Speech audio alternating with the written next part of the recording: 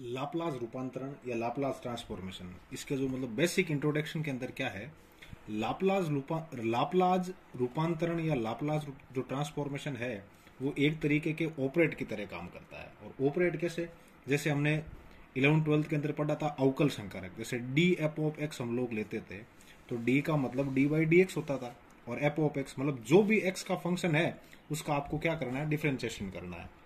ठीक उसी प्रकार से जैसे समाकल of f of x d x आ जाता था या integration of f of x d x आ जाता था, तो यहां पर भी ये एक ऑपरेट की तरह ही था।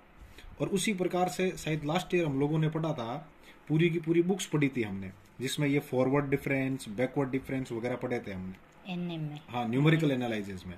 तो जो संख्यात्मक विश्लेषण है उसमें ये सारी चीजें हमने पढ़ी थी। जैसे बैकवर्ड एफ ऑफ एक्स आ जाता था तो हम लोग क्या करते थे, एक स्टेप आगे जाते थे और उसमें से जो सेम स्टेप था उसको वापस सब्ट्रैक्ट कर देते थे, ये ऑपरेट था।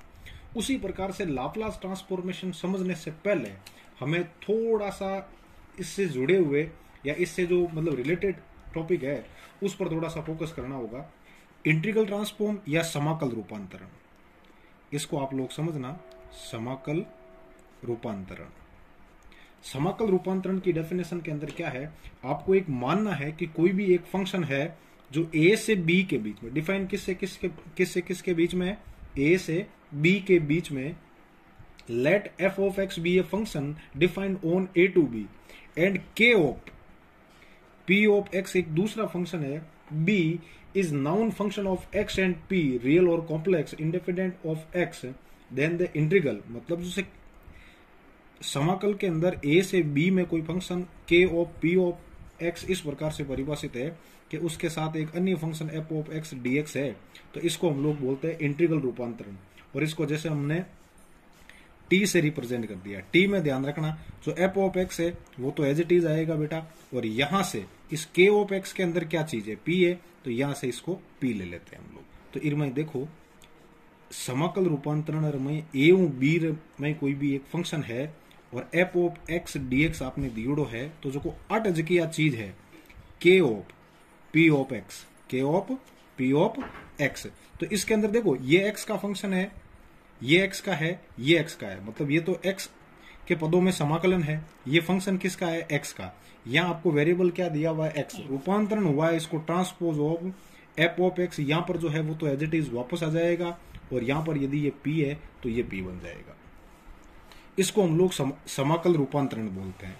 कि सर इसकी जरूरत कहां पड़ेगी, जैसे ये के है ना, के जब हमने ग्रुप थ्योरी पढ़ी थी तो उसमें अष्टी एक शब्द आया था, कर्नेल ऑफ, ठीक है, तो ये यहां पर कर्नेल ही है, कर्नेल ही है। समाकल में जो के पी ऑफ एक्स है, के पी ऑफ एक्स है, ये आपके समाकल में प्रयुक्त इंटीग्रेशन में जो आपके मतलब काम में ली हुई कर्नेल है, समाकलन में प्रयुक्त अष्टी है, ये ध्यान रखना है आपको। क्लियर है। अब ये जो के पी ऑफ एक्स है ये कुछ इस तरीके से आपके डिफाइन हो जाए कि e की पावर माइनस पी एक्स बन जाए बेटा, क्या बन जाए, ये जो के पी ऑफ एक्स है ये e की पावर माइनस पी एक्स बन जाए, और a है वो तो हो जाए 0 और b है वो हो जाए इन्फिनेट। कहने का मतलब जो एफ ऑफ एक्स है वो आपके एफ ऑफ एक्स है वो 0 से इन्फिनेट के बीच में डिफाइन हो, और के पी ऑफ एक्स है ये क्या हो, आपके पास e की पावर माइनस पी एक्स हो, तो यही जो इंटीग्रल आपके ट्रांसफॉर्मेशन है वो लाप्लास ट्रांसफॉर्मेशन बन जाता है। तो कहने का मतलब क्या है, लाप्लास ट्रांसफॉर्मेशन आपके इंटीग्रेशन ट्रांसफॉर्मेशन की एक विशेष स्थिति है। अब हम लोग लाप्लास ट्रांसफॉर्मेशन को अच्छे तरीके से समझते हैं और उसके फॉर्मूले देखते हैं। इंटीग्रल ट्रांसफॉर्मेशन, इंटीग्रल ट्रांसफॉर्मेशन में क्या था कि एक फंक्शन ए से बी के अंदर डिफाइन है और के ऑफ पी ऑफ एक्स आपको दिया हुआ, के पी, ये मतलब क्या है, जो के है ना इसको कर्नेल ऑफ बोलते हैं, ठीक है, अष्टी, और इसके अंदर जो के पी ऑफ एक्स होता है ना ये कोई एक विशेष प्रकार का फंक्शन है। जैसे लाप्लास ट्रांसफॉर्मेशन के अंदर ये बन जाएगा e की पावर माइनस पी एक्स, ठीक है, और इसके साथ में यहाँ क्या है, एफ ऑफ एक्स और डी एक्स, तो इसको हम लोग बोलते थे ट्रांसपोज ऑफ, और मंजिला ब्रैकेट या करली ब्रैकेट बना करके, और यहाँ पर तो है आपके पास जैसे मतलब एफ ऑफ एक्स ये वाला, ठीक है, और इस के और पी ऑफ एक्स में से कौन पी है ना वेरिएबल, तो यहां से ये पी लेते थे हम लोग। तो ये जो फंक्शन था आपके एक्स की टर्म में, किसकी टर्म में, एक्स की टर्म में, अब ये पूरा का पूरा कन्वर्ट हो जाएगा बेटा पी की टर्म में, ठीक है। तो ये जो ट्रांसफॉर्मेशन हुआ है इसको हम लोग बोलते हैं इंटीग्रल ट्रांसफॉर्मेशन। और जब लाप्लास ट्रांसफॉर्मेशन की बात करें तो के पी ऑफ एक्स है वो ई की पावर माइनस पी एक्स करते ही ये वाला जो इंटीग्रेशन है जहां आपको ए की जगह 0 लेना पड़ेगा और बी की जगह आपको इन्फिनेट लेना पड़ेगा। तो 0 से इन्फिनेट ई की पावर माइनस पी एक्स और एफ ऑफ एक्स जो डीएक्स होता है उसको हम लोग बोलते हैं लाप्लास ऑफ। यहां पर क्या है, पी है तो ये तो हो गया पी, और ये एफ ऑफ एक्स है तो ये पी ऑफ एक्स हो गया। बस ये बात, ये डेफिनेशन है Laplace of p of x की। क्लियर है। अब एक छोटा सा एग्जांपल लेते हैं या वैल्यू फाइंड आउट करने की कोशिश करते हैं कि भाई लाप्लास है क्या। क्लियर है। अब इसका मैं लाप्लास ट्रांसफॉर्मेशन निकालूं तो मैं इसको ऐसा लिखूंगा लाप्लास ऑफ, अब p की जगह तो p लिख दिया बेटा, और f ऑफ x की जगह अपने पास क्या है अब 1 है तो ये हो गया 1 ऑफ लाप्लास ऑफ 1 p। अब इसको सोल्व करेंगे तो देखो सबसे पहले लाप्लास की डेफिनेशन खुलेगी।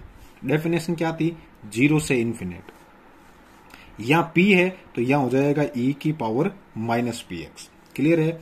इंटू एफ ऑफ एक्स की जगह आपके पास क्या है 1 और ये हो गया dx। इंटीग्रेशन के अंदर हम लोग जानते हैं कि e की पावर माइनस पी एक्स है, तो सिंपल सी बात है e की पावर ax का जो इंटीग्रेशन है वो e की पावर ax बाई a होता है। ठीक है। तो यहाँ a की जगह क्या है आपके पास माइनस पी है, तो ये e की power minus P x by minus P हो जाएगा। और लिमिट की हम लोग बात करते हैं तो वो लग जाएगी 0 से इन्फिनेट।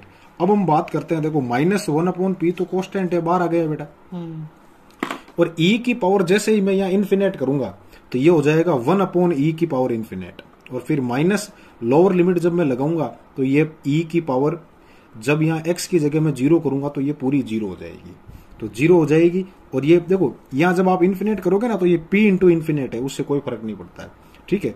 तो ये हो जाएगी यहाँ लोअर लिमिट में यहाँ 0 करते ही ये पूरी की पूरी 0 हो गई, और e की पावर 0 की वैल्यू होती है 1।